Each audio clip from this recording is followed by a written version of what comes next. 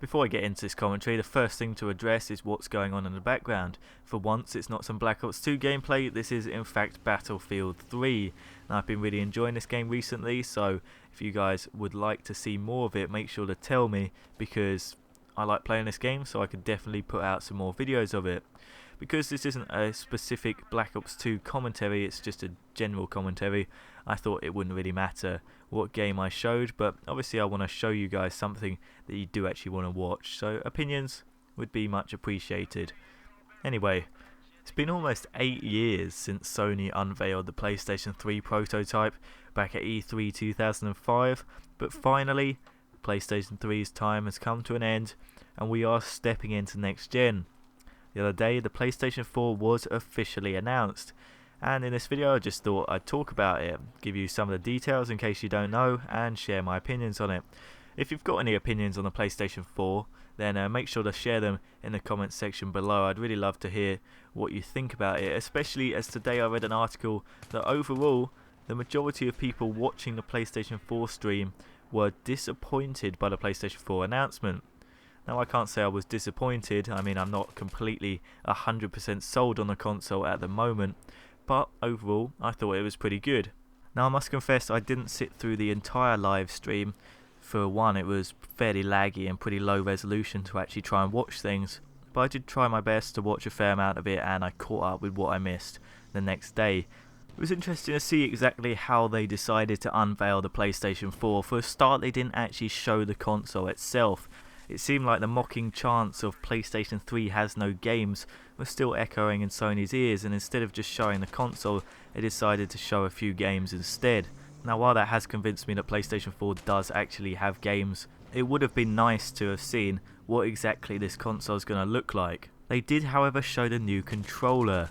Now, the DualShock's been pretty much the same ever since they introduced it with the first PlayStation, but now it seems that they are taking a little bit of a departure from what the classic DualShock design is like. Now, the first big difference, the centre of the controller is no longer just part of the controller's case. It is in fact a new touchpad. Now, in practice, this may just be another gimmick and might not actually get that much use in most games. Using the touchpad is going to mean that one of your thumbs is well away from the sticks or the face buttons, and if you're in the middle of some action-packed scenario in whatever game you're playing, you probably want to keep your thumbs on the controls as much as you can. Another addition to the new DualShock is a light bar along the top of it. Now, this is apparently going to be used to pair up with a dual vision camera that's pretty much an Xbox Kinect, although according to the specs, the cameras do actually outperform the Kinect in terms of resolution and how many frames a second they can do. This setup is going to be the PlayStation 4's new motion controls instead of the Move. Now, hopefully this doesn't turn into yet another gimmick. The Move was very underused on the PlayStation 3. Despite how good the motion controller could actually be, none of the Move-only games were particularly impressive, nothing to purchase a Move specifically for, and the games that used the Move optionally never really had control schemes that were worth swapping out the DualShock for. As well as showing the DualShock 4, but without showing what the console actually looks like, they did talk about the PlayStation 4 in terms of hardware, and I have to say it's sounding pretty solid. For a start, it's got a very high-end GPU this time. It's no real secret that the PlayStation 3 is outperformed by the Xbox 360's GPU. Now, the PlayStation 3's processor is a lot more powerful than the Xbox 360, but that's only if the developers utilize it properly. That's why a lot of multi-platform games are generally worse on PlayStation 3 than Xbox 360. I can't pretend to know all the ins and outs of it, but I've read a lot over the past few years that PlayStation 3 is more difficult to program for because of the hardware. So it seems like Sony's decided to listen, and that they've given the PlayStation a really decent, powerful graphics card this time around. They've also given it a fair amount of RAM, 8GB in fact, which is a hell of a lot more than a current console. All round, it sounds like they're making it pretty powerful, and the improvements to hardware are really showing through in the games that they announced, particularly things like Killzone, Shadowfall, really graphically impressive game. Of course, if it is all in-game gameplay footage, but if it is, that's really impressive stuff. They also showed off Watch Dogs. Had my eye on this game ever since they first announced it, looking really good, and it is now officially a PlayStation 4 game. It also announced this new driving game called Drive Club and some sequels, Witcher 3, Killzone I've already talked about, and they announced a new Infamous game. Quantic Dream, the guys behind Heavy Rain and the upcoming Beyond Two Souls, also showed off a demo again, showing what they seem to really do well, which is faces. They showed a really amazingly detailed face, and they were showing off just lighting, shading, and also the very subtle details in his expressions, which hopefully they'll be able to put into practice in a PlayStation 4 game sometime soon.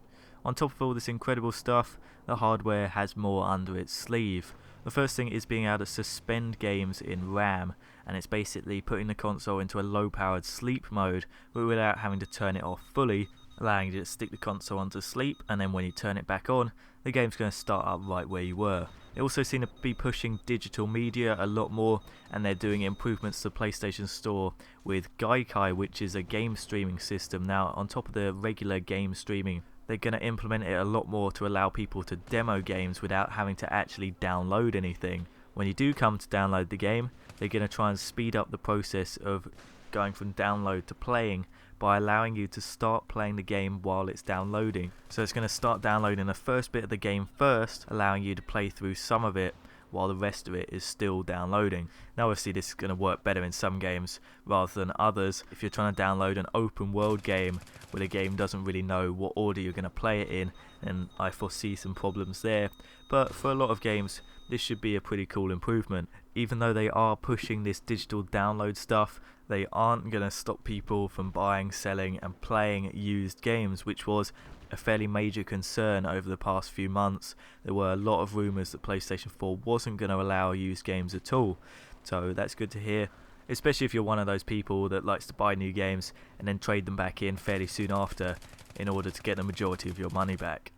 Even though PlayStation 4 is going to allow used games to be played, it is unfortunately not going to be backwards compatible, which is a little bit annoying to say the least.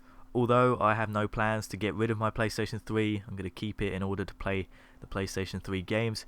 It would have been really good to be able to just have one system out in order to play all of the games that I currently have. This is one announcement that I can safely say really annoyed me, and I can't imagine anyone found this to be good news. The rest of the stuff they're pushing didn't appeal to me that much, but maybe of more interest to some other people. They're really pushing the social media side of the PlayStation, turning PlayStation Network into a more Facebook-like experience where you add real friends under real names rather than under the usernames. Now, personally, I didn't really find this to be such a great idea. I mean, I add people on PSN because I can. They don't have to know exactly who I am in order to be able to play with me, but now it seems like everybody that I add on PlayStation Network is going to know exactly who I am, which is a bit of a weird thing really. But on the other hand, as it was pointed out to me, this may help clean up PSN a little bit, as people are going to be on there as themselves, maybe have to be a little bit more accountable for their actions. Hopefully this is an optional feature. I don't think it'd be a particularly smart move for Sony to force everybody to turn their PSN profile into a personal profile. Kind of reminds me of what YouTube's trying to do, forcing people to link their Google Plus accounts. Not many people were too impressed about that, and I think this is probably going to go down the same way for the majority of people. There are pros and cons, there probably are some decent benefits of doing this, but I thought it was a little bit weird, and the amount that they were pushing this social media side, it wouldn't surprise me if it wasn't optional. Now, one side of this social media sharing thing that really impressed me was the ability to record your games on the console itself. Now, we didn't get a load of details about this, so obviously this feature could be really crap, terrible resolution, which is a possibility, but from what they were showing, you are able to make pretty damn good quality recordings of the games you're playing without the need of anything additional like an HD PVR. Now, for me, that's not a massive deal because I have a recording device. In fact, it's a little bit annoying because, you know, it's made my investment pretty much worthless for next gen, but there's no denying that it is impressive. And for the majority of people that are PlayStation gamers who don't own a PVR but do want to share videos with their friends, this is going to be an incredible feature. The way they showed it with the Killzone demo also seemed to imply that you don't specifically have to start off anything recording. You can just press share afterwards and it will do it. It will grab what you've been doing for the past however long and get to work turning it into something watchable. Another feature that combines this recording with social media even more was the ability to sort of play games together. So as well as the cross-game chat that we've been waiting for on PS3 forever, actually to be fair I think they confirmed that it's never going to come to PS3, but PS4 is going to have cross-game chat, and they're also going to be doing these really crazy features like being able to go into a little lobby of people and watch somebody play the game, and you're going to be able to talk to them while they do it, give them tips, and if they really suck at it and can't work it out, you can actually control their game from your controller via streaming.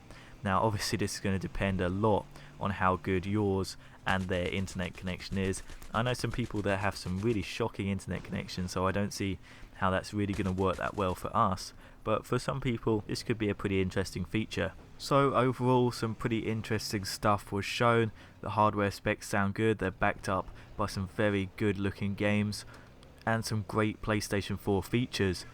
I think that's pretty much all I want to talk about, so I'll wrap up the video here. I hope you've enjoyed it. If you did, please think about leaving a rating, comment any of your opinions and questions, especially your opinions on the PlayStation 4, and if you want to see some more Battlefield 3 gameplay in the background of some of my future commentaries. Sorry it wasn't anything spectacular today, it was just some of the more interesting clips I got while playing with a few of my friends. And if you want to keep up to date with my videos and you haven't already, make sure you hit subscribe. I shall see you next time.